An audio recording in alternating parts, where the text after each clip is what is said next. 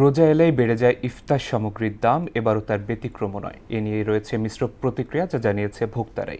তবে সাধ্যের মধ্যে ইফতার কিনছেন তারা। রাজধানীর চকবাজার ঘুরে আরও জানাচ্ছেন মুদাসির আলী। রোজায় সবচেয়ে বেশি উচ্চারিত হয় চক বাজারের নাম। ঐতিহ্যবাহী ইফতারের এ বাজারে প্রতিটি দিনই লেগে থাকে ভিড়। বাহারি সব আইটেমে আকৃষ্ট হন ক্রেতারা। বিক্রেতাদের হাঁক ডাকে মুখরিত চক বাজার, দামও হাঁকাচ্ছেন বাড়তি। আর আলাম মুরগি আছে আমাদের কাছে 300 টাকা, আলাম মুরগি ওটা শেষ হয়ে গেছে। কোপ্তাকারি আছে 200 টাকা, 250 টাকা পিসের উপরে।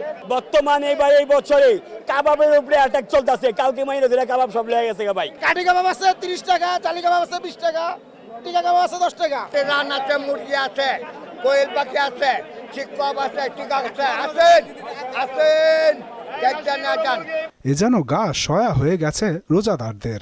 এ নিয়ে মিশ্র প্রতিক্রিয়া জানান তারা। চকবাজারে এটা পুরান ঢাকার ঐতিহ্য, তার জন্য এখানে আসছি আমরা, সবকিছু নিলাম, যা যা আছে সবই নিলাম। আসলে দাম তো একটু অন্য বছরের তুলনায় বেশি মনে হইতেছে, জিনিসপত্রের সবকিছু ঊর্ধ্বগতি। তো তারপরও সবাই এখানে ইফতার নেওয়ার জন্য আসা, সবকিছু মিলে আসলে ভালোই লাগতেছে। ইফতারি সবকিছু আয়োজন অনেক ভালো, বাট দামটা একটু বেশি, সবকিছুতেই দাম বেশি। চিকেন টাইপের যেগুলো জিনিসপত্র আছে, আর এমনি কাঁচা বাজারের মধ্যে তো লেবু তো বেশি দামই দেখতেছি, তারপর শসাও বেশি দাম।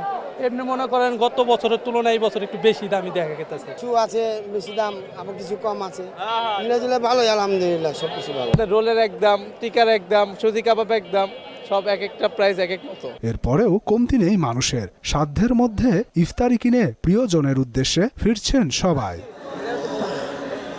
মুদাসসির আলী, মোহনা সংবাদ, ঢাকা।